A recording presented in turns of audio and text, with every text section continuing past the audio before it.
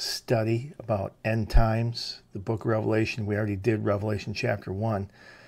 I felt maybe we should step back and talk about what would be called the times of the Gentiles. Give us a view of that.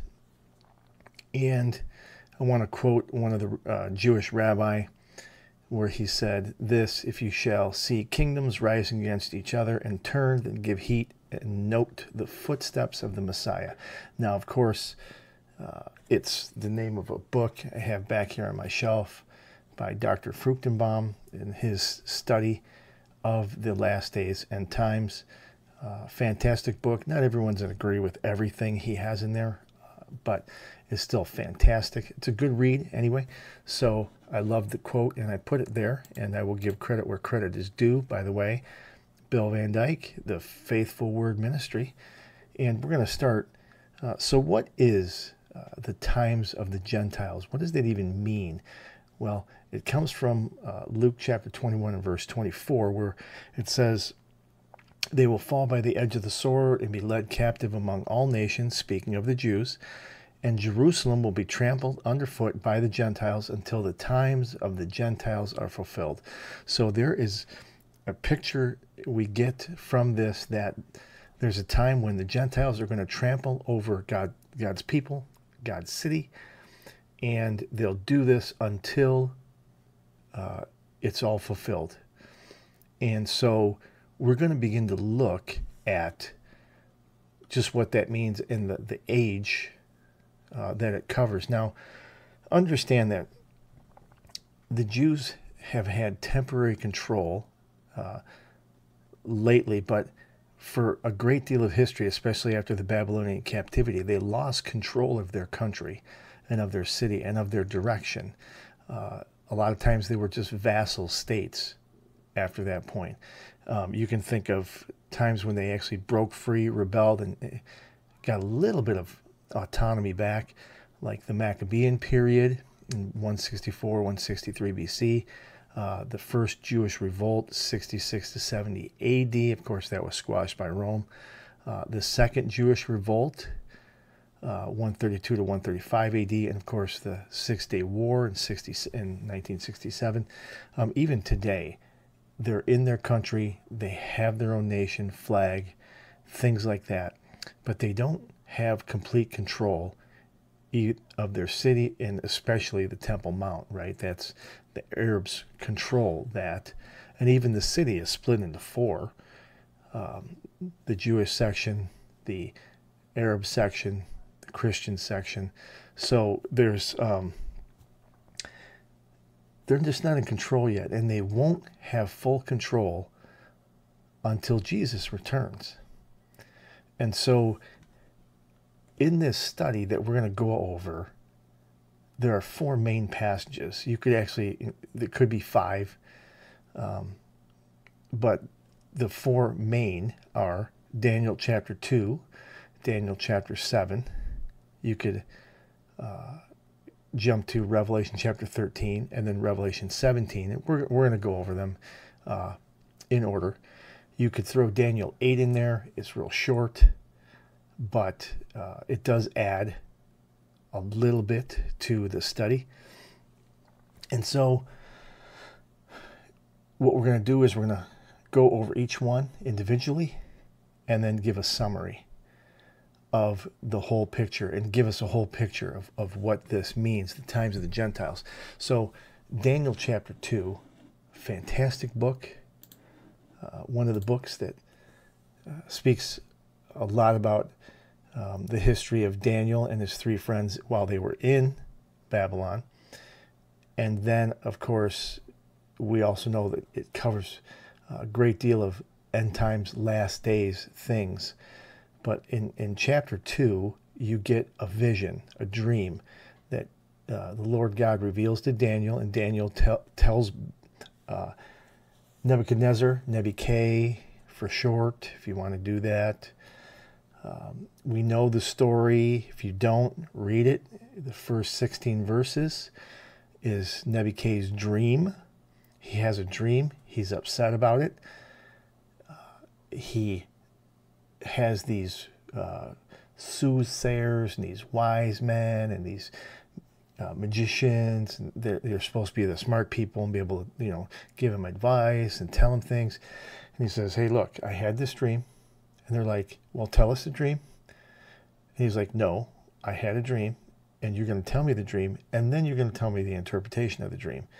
And they're like, in like verse 10, the Chaldeans answered and said, there's not a man on earth who could do anything like that. Why don't you just tell us what the dream was, and we'll tell you what it means. In other words, they're trying to get out of it because they were making everything up, right? And so the king got angry. And it says he sent out a law in verse 13 that all the wise men should be killed. I mean, if you can't deal with this, I'm just killing you because you're useless. And they sought Daniel and his fellows.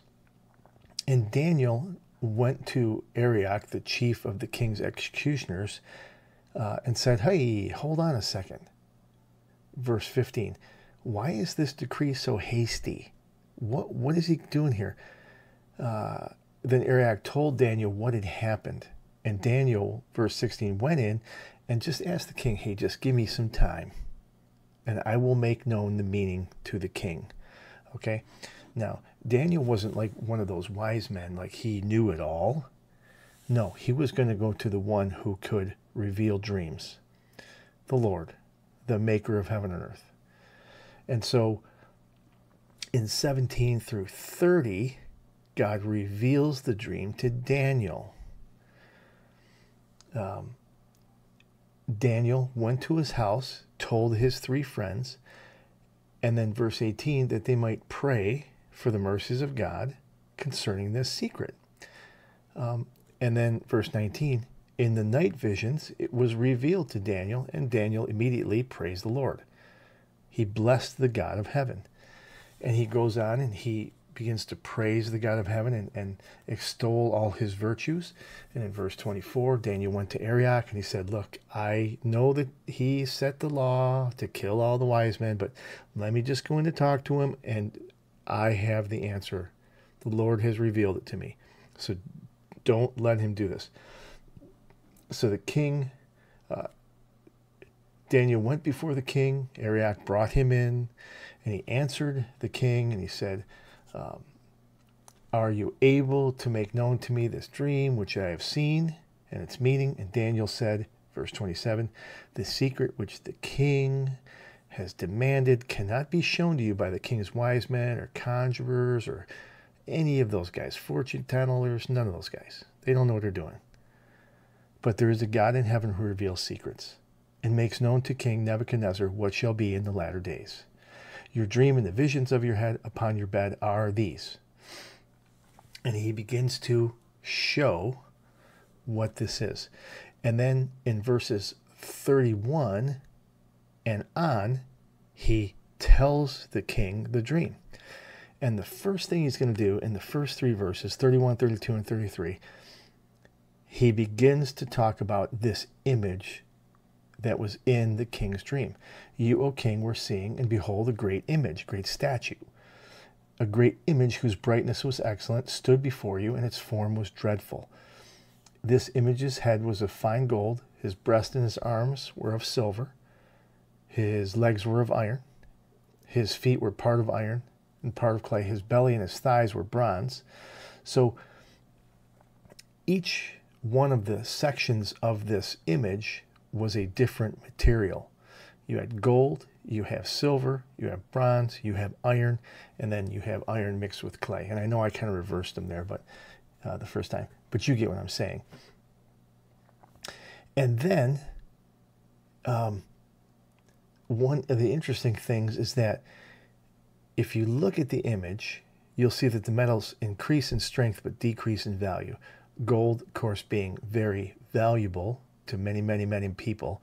But yes, yet it's not, you wouldn't make, like a steel, a skyscraper out of gold. You have to make it out of iron, something that's strong and sturdy and can handle the weight. But iron is cheaper and gold is more expensive. So he says all these things, this image, he reveals it to the king, and then what's interesting is he says there was a stone. Verse 34, you watched until a stone was cut out with hands, which struck the image upon its feet, which were of iron and clay, and broke them to pieces. And then he says, all of them were broken into pieces. They all turned to dust like the chaff of summer threshing floors, and the wind carried them away. No place was found for them. And that stone that struck the image became a great mountain and filled the whole earth. Now, that would be a wild dream to have. And God was speaking to Nebuchadnezzar. He was trying to get to this man, but he's also revealing something to us and to the people who read the word and understand it. So the first thing I want us to understand is who is the head of gold. We're going to go through each of the parts. In verses 36 to 38, he says, Daniel, this is the dream, and I will tell you its meaning. And he says, you, O king, verse 37, are the king of kings, for the God of heaven has given you a kingdom and power and strength and glory. So in the known world at the time, King Nebuchadnezzar ruled over a great deal of the world at that time, the known world. He was the king of kings. Now we understand that Jesus Christ is the king of kings and that everybody else is just under him. It's just a description of Nebuchadnezzar because he was the man at the time.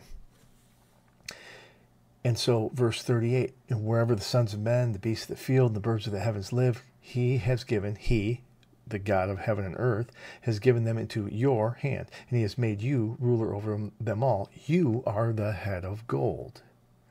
So he reveals to Nebuchadnezzar that, hey, this is you. You're the head of gold. You're the first, the top of these nations in this image.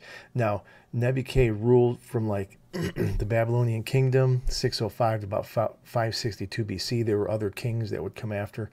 But just understand that the Babylonian kingdom only ruled for so long. And each one of these pieces of this idol is another nation that's going to come along, another people group, and replace, remove, conquer the one before it. So we see that in 36 through 38. And then in verse 39, and this one is split up into two, just the first part of 39, and it says, after you shall arise another kingdom lower than you. Of course, we're talking about the arms and the chest of silver. And of course, it'll be inferior to yours, but it's going to come and it's going to overpower you. And historically, we know that this is the Medo-Persian Empire, and we're going to get into that more as we go through Daniel chapter 7 and Daniel chapter 8. And that empire was like from 522 to 486 BC, so they were the next great world power in things. Now, remember, the king of the known power of the world is listening to this, and he's hearing this, and maybe he's understanding, hey, we're not going to be around here forever. Somebody else is going to come take our place. But it's also for us. Kingdoms rise and kingdoms fall. And even here in the United States of America, we've been going for, a great while, not as long as some of the other nations on the earth. But not everything lasts. Not everything lasts, except the kingdom of the Messiah and his rule. He lasts forever because he's eternal and self-existent. And when he comes to rule, he will rule and no one will take it from him. That's cool, isn't it? Absolutely. So then he moves down, Daniel does, in the last part of verse 39, where he says, and a third kingdom of bronze, which shall rule over the earth. This, of course, would represent the Greek Empire under Alexander the Great. Some amazing stories about that man when we get into it. Just amazing. And it's probably the shortest, 336 to 323 BC. Even though he was young and he conquered so much of the known world. I mean, he expanded. He went all the way to the west to Macedonia, southwest into Egypt, and even farther than that. But to the east, I mean, all the way to India. All the way to India. So he took a great, great deal of land and expanded his empire. Just some facts. Born in Pella in 356 BC, I find him fascinating. Ruled in Macedonia in 340 BC. He was taught by Aristotle. I mean, I was taught in a public school system. He was taught by Aristotle. Like, wow, really? That's amazing. He took control in 336 after the assassination of Philip, who was his father. And after his father was assassinated, the generals tried to take over and he had them killed. I mean, he was a young man, but he was like amazing and ruthless and wise and smart.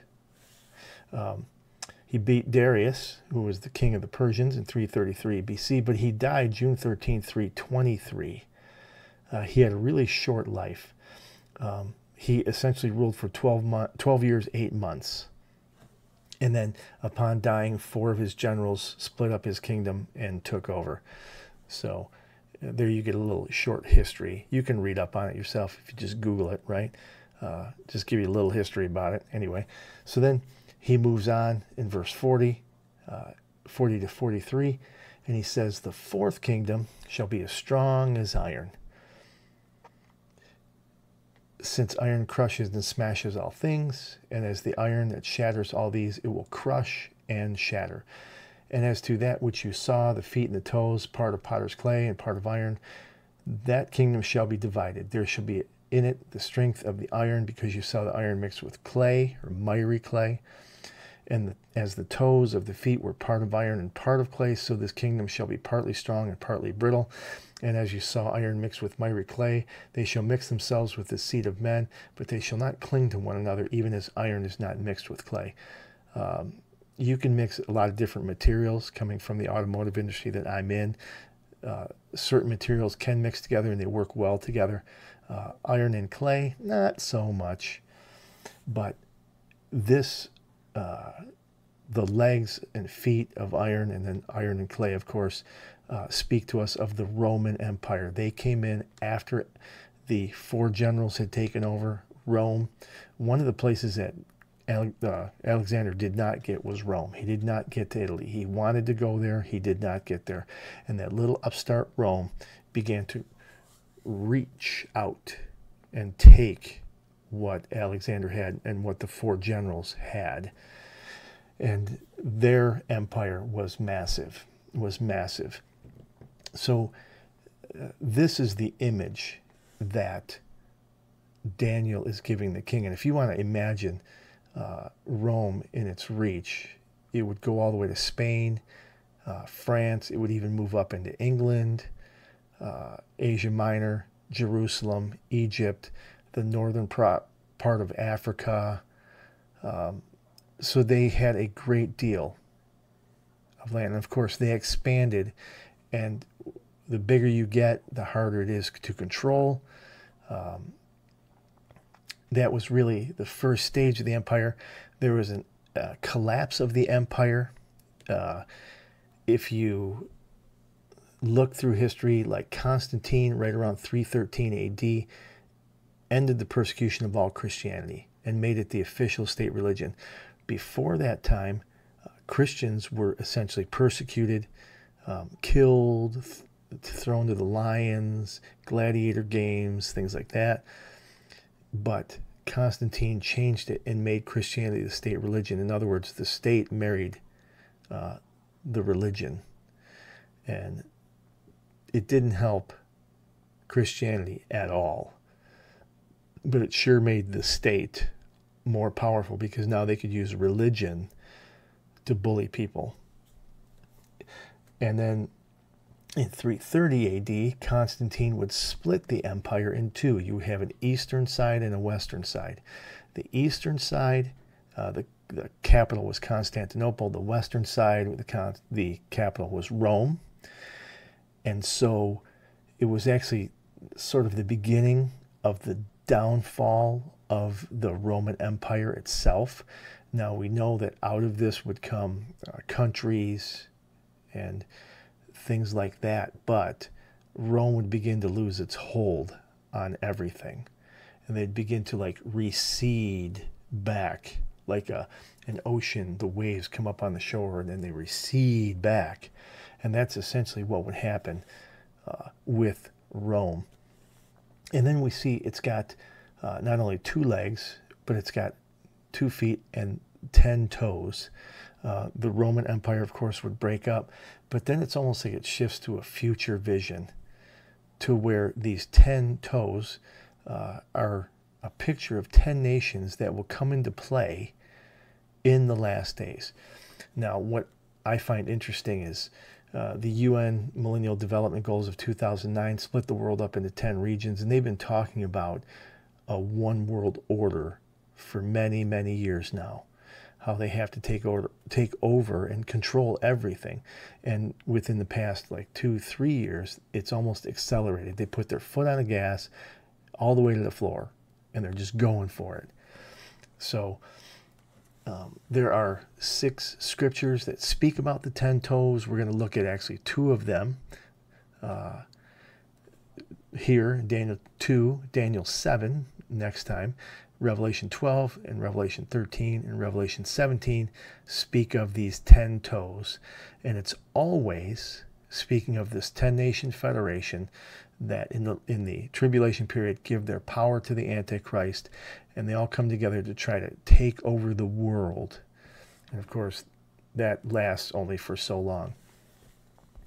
So then verse 34 and 35, and then 44 and 45, right where we are, you see it says, in the days of these kings, these 10 kings, because the 10 kings were the last ones he talked about, right?